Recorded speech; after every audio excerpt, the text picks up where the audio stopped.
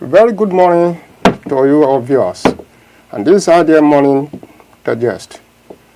I'm Mr. Christ, and with me, Gladys. You're welcome to this very edition of IMD. Every morning, we are faced with a world that moves fast, sometimes exactly as we predicted, and often in ways we never saw it coming. Our job is to pull back the curtain on these headlines. We aren't just telling you what happened. We are unpacking the why behind the stories, shaping it. Gladys. So go on with it. Gladys. So go on with the first news. The headlines.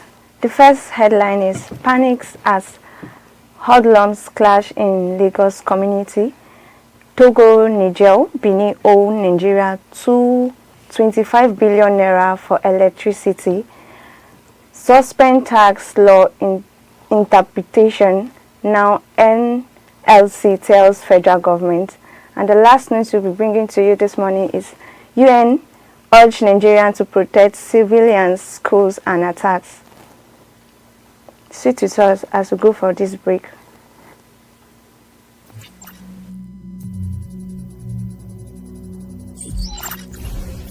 Blockchain technology. Blockchain is most commonly associated with cryptocurrencies like Bitcoin, but its potential goes far beyond that.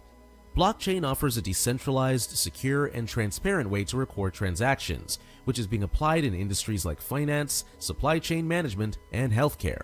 For instance, blockchain can verify the origin of products and supply chains or ensure the integrity of medical records. But blockchain still faces hurdles. Its energy consumption and scalability are major issues. By 2025, the blockchain market is expected to grow to $39.7 billion, but widespread adoption will depend on overcoming these challenges.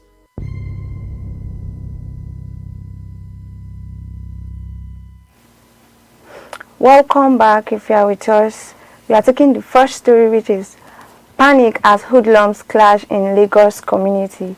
Residents and motorists felt part of Marian, Lagos yesterday after groups of hoodlums chased one another with axes around Kwabuayi bus stop. No deaths were reported, but drivers abandoned vehicles as panic spread. Witnesses say the clash was triggered by a dispute with an ice cream seller. Police were yet to comment on the incident. And the second news says, Togo, Niger, Benin owe Nigeria 25 billion naira for electricity, says NERC.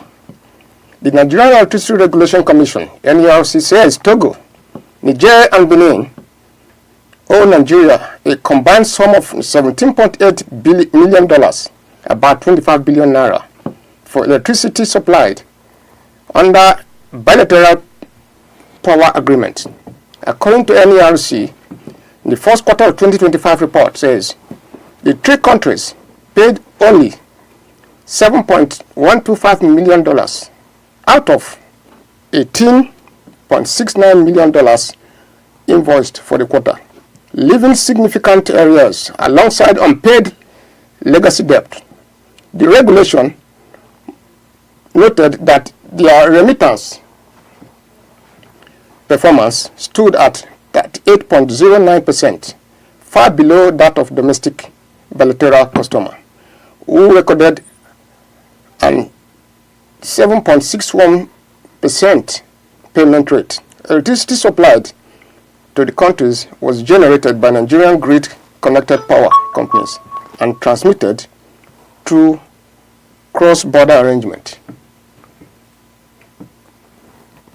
The next news, Suspend tax law implementation. Now NLC tells federal government. The Nigerian Law Congress has called on the federal government to immediately suspend the implementation of the newly introduced tax law, warning for a possible nationwide confrontation if its demands are ignored. The NLC President Joe issued the warning yesterday in Abuja during the launch of a memo in honor of a former NLC President Hassan, held on marked his 85th birthday.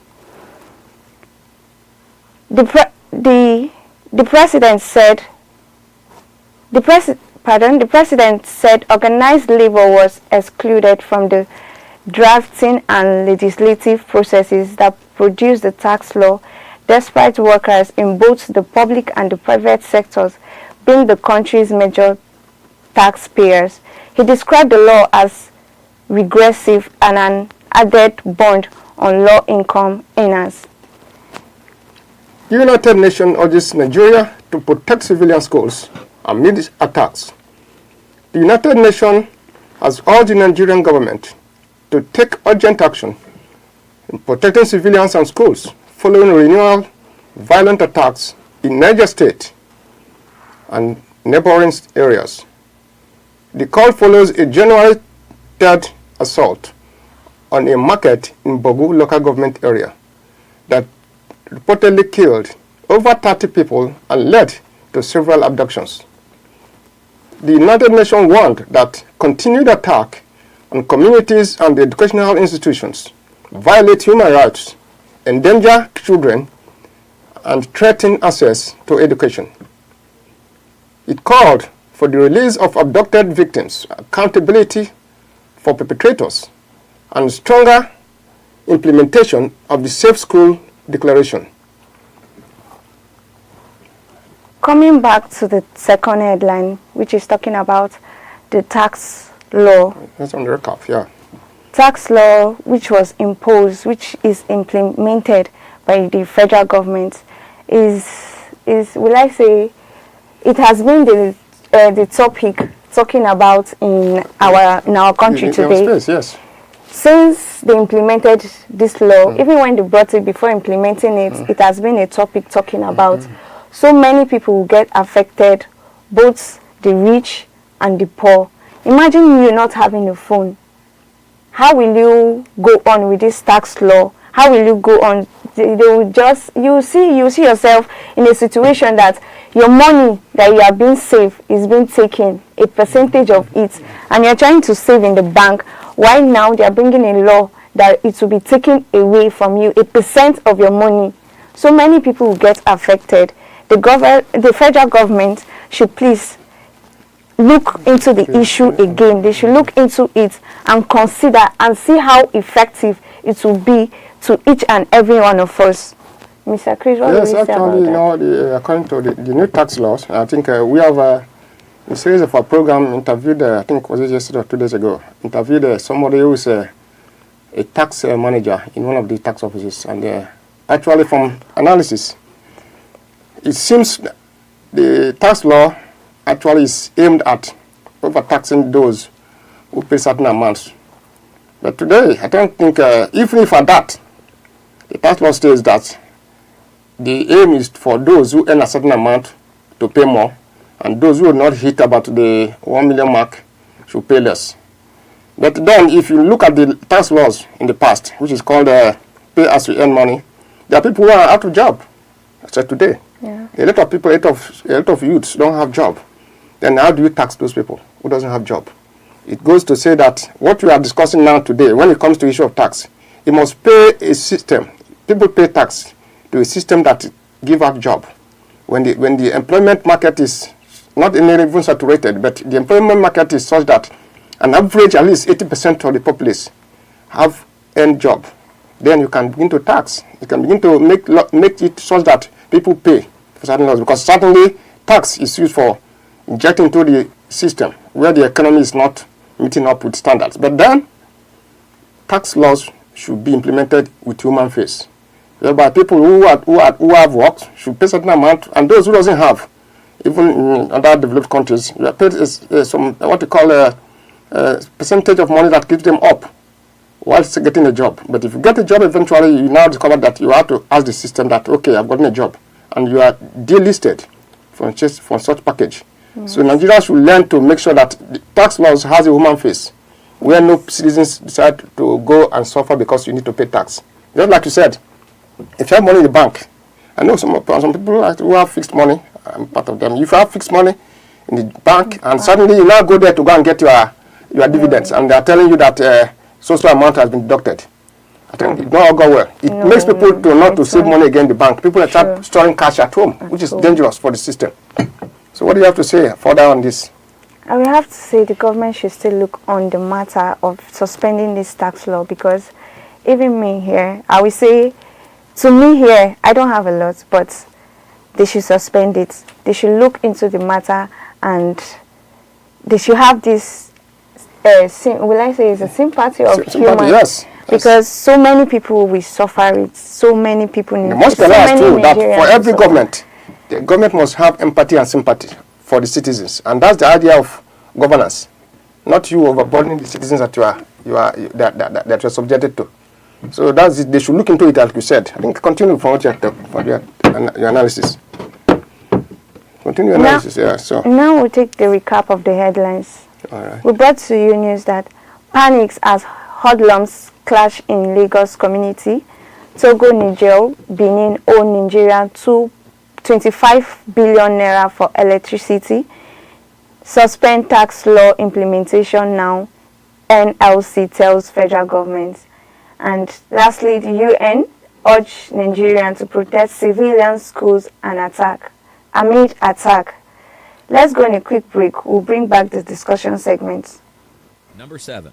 Nanotechnology in medicine and electronics. When you shrink technology down to the nanoscale, you open up whole new possibilities. In medicine, researchers are exploring nanoparticles that deliver chemotherapy drugs directly to tumors, reducing side effects. MIT and Brigham and Women's Hospital have developed nanosensors that can detect cancer biomarkers in blood. In electronics, nanoscale transistors are already pushing Moore's Law further, with IBM unveiling a 2-nanometer chip in 2021 that promises major gains in performance and energy efficiency. The global nanotechnology market is projected to surpass $250 billion by 2030, showing just how central this field is becoming.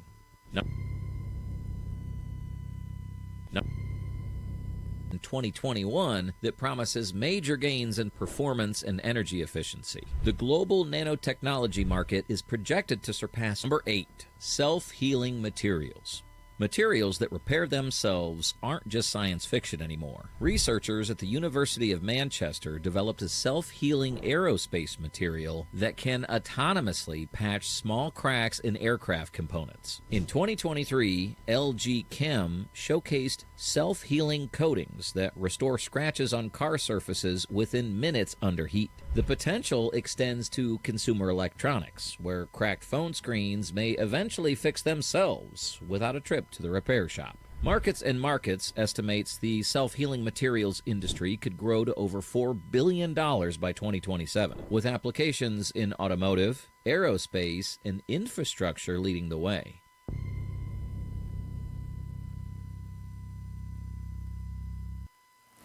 You are welcome to this segment of our discussion.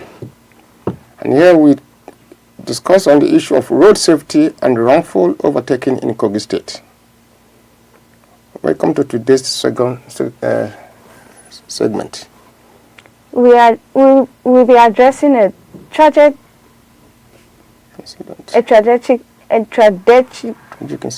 we'll be addressing an important incident on the Lokoja-Abuja highway in Kogi State, where wrongful overtaking leads to a crash that claims 5 lives and left 7 others injured.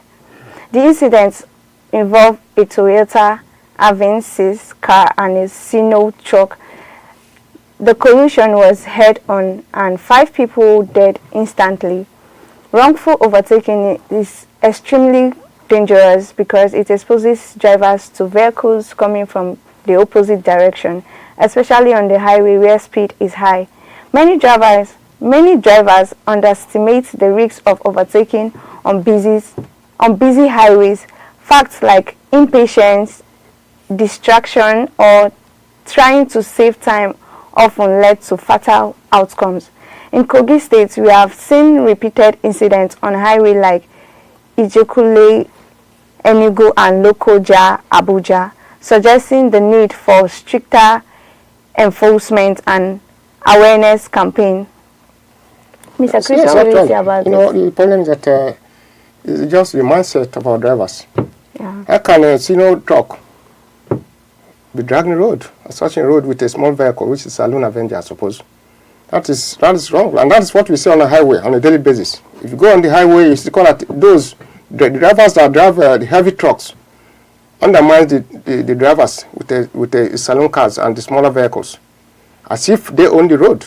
And this is because there are highway codes, and the people who are supposed to check these things, which is the road safety, federal road safety agencies, and other road agencies that are concerned in terms of taking care of the road, are not doing their job. Even the issue of, for example, the issue of this guy that just lost his life, this our boxer, you understand? It's all part of what we're talking about, the lapses in terms of our traffic control agencies.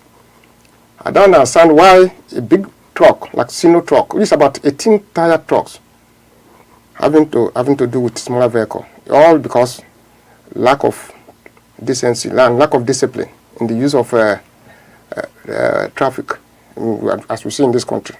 But it's unfortunate that we have to lose life, and for every mistake, of every error that people do, there's consequences for that. And this is where drivers must have in mind that you are not just driving, you are protecting lives when it comes to being on the highway. True. And that's it. Because I don't see such a thing. It's a very fatal accident on the highway. But what can you do to prevent similar incidents? It just boils down that our highway agencies must make sure there are limit speeds attached to every vehicle.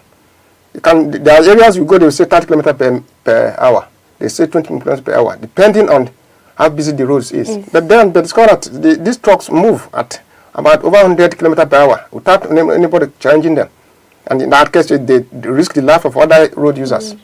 So it's quite unfortunate that things have to happen this way before we learn. Because it seems that we are not learning in this country. We continue to talk about the same issue day in, day out. People drive at will without following road safety codes. And they must be fined. They must be fined for consequences for all these things. If you are discovered that you are running at a higher speed, it's for the study. That's what we call a gun use, traffic gun. That when you point it tells you the speed that the driver is using. Then stop that driver and take his number. As it's done overseas, you don't need to even stop anybody. Just the following day, the driver sees a knock on his door, and you are giving that person a bill to go and pay certain amount. Yes. So we should learn to reform our systems here, so that we have to live like a civilized society. That's it. I'm chipping into that. I noticed that the road safety are actually doing their work, but the citizens yes, and the drivers, people's life, because you feel you have the opportunity to be a driver, then you now drive recklessly without thinking if those in your car are not humans, or they are, even if it's animals, you cannot just drive anyhow because you feel you are own to that stereo or to the car. No, I know. Will I say the federal government? They are trying their best. They are trying, but the citizens, the drivers, they are not trying at all. You'll be speeding before you know it. Some cars, before you hold on the brake, it has loosed already. Yes. Sometimes most of these accidents, they don't just happen because you're on a high speed. You can even just see yourself going normal speed and accidents will occur. So you can't tell. So you have to prevent yourself first before you prevent others. If you're a driver and you feel you don't have impatience, please, you're advised to just stay at home, or you just stay where you are. Yes, apart from the drivers, all these bikemen, so they are involved. Some of them will just drive. When you just kick your bike, you are going high speed. Where are you running to? The place you are going to is not even running. Even if you are late, you should beat your time to wheresoever you are going to. Say it's better being late than never. That is yes, better be late than never. Because you might be rushing. You can't reach your destination at the end of the day. At all, you won't. So the best thing is for you to be patient. Whatever you are doing, it boils down to what we call indiscipline. When people are drivers are not disciplined, and then the system will have a way of fast checking them, and that's it. By penalizing people who yes, not just who drive, those who violate the traffic laws. You pay them, they pay heavy fine for that. Next time you'll be able to, nobody will tell that it's better drive gently and make sure that you protect people's life. Not just your own life as a driver, but the life of the occupants of that vehicle matters. But you see, that's part of the discipline in the system. So that's it. But, I think we should have a way of making our laws to work. Because where laws don't work, people behave like animals. And that's one thing about human being.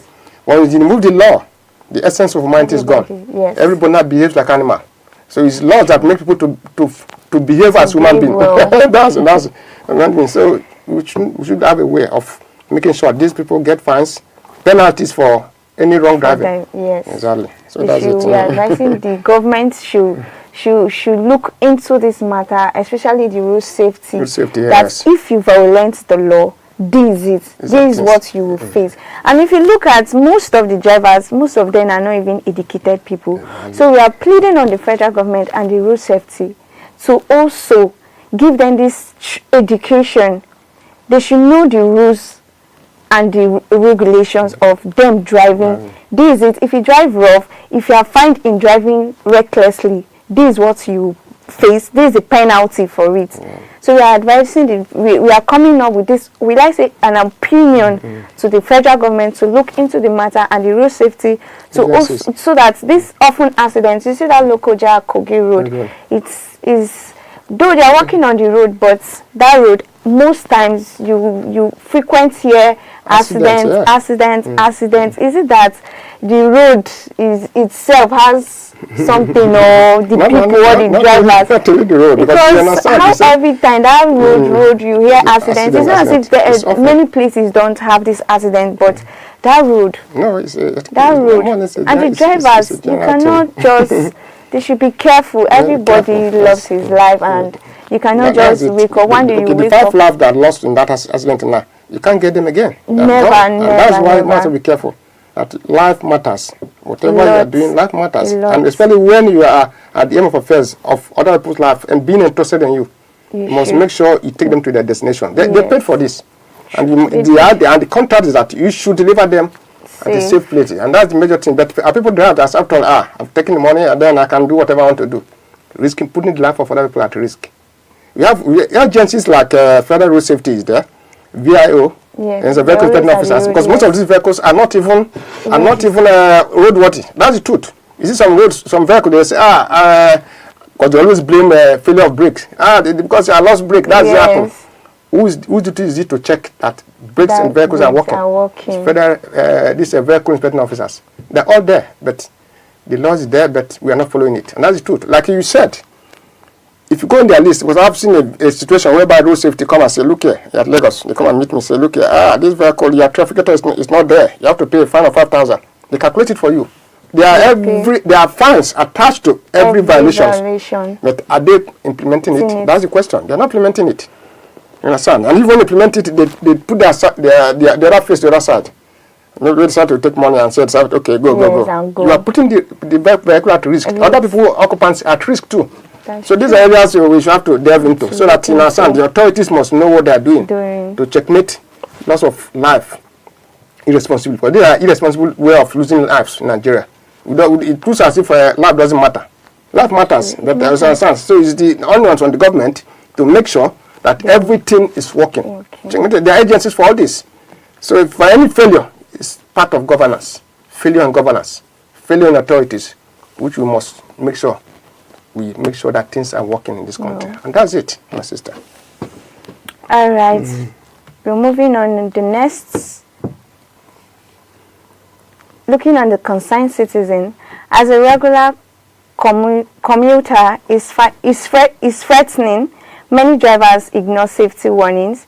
There should be more public education on road safety, perhaps starting in schools and communities. Traffic safety experts, public campaigns are crucial, but there are also a need for infrastructure improvements like better signage, proper line marking, and pedestrian safety measures to maximize risks on busy roads. Will I say they mention pedestrian and road marking. Yes. Most of the roads, if you look, they still have those marks. The marks are there. The marks are there. Some have also faded off. That's where this comes in. Yes, when that's faded off, you mark it again. And that's the duty of such agencies. You mark the road so that a pedestrian, somebody who's walking on the road, knows where's the track. Even on this road there, you see it. There's an edge where there's marked white. This area it should not interfere with traffic. You understand? Yes. So these marks are there, and the people know who overtakes. You understand? Just but like what we are discussing, they should take this education to communities, to motor parks. Like you said, most of these drivers are illiterate. That's the truth. Some of them are illiterate. Yes. They don't understand even road signs. You understand? So you take it to them, you educate them at the traffic. And where you see, that even some women who sells gin, sachet of hot drinks, their major spot is motor parks. So when you go to that place, you make sure that people don't sell any alcohol, because these drivers take alcohol. Some of them take alcohol and take marijuana and then be on the steering at the risk of people's life. So this is all boils down to agency doing their duty. If we have working agencies that does their job, people are fined for any misrule or any violation of laws. But in our sense, that is it. What we're talking about is all boils down to what? A working system. We must make sure that our systems are working, so that when things go wrong, you know where to apportion blame and where being punished for whatever they are doing. And that's where we're talking about the issue of a working environment, which we must strive in this country to make sure things are working fine. So for now, we love to hear your thoughts on discussion segments. Share with us on social media at IDEATV or email with us at ideatv@gmail.com. Thank you for joining us and have a great day. Bye.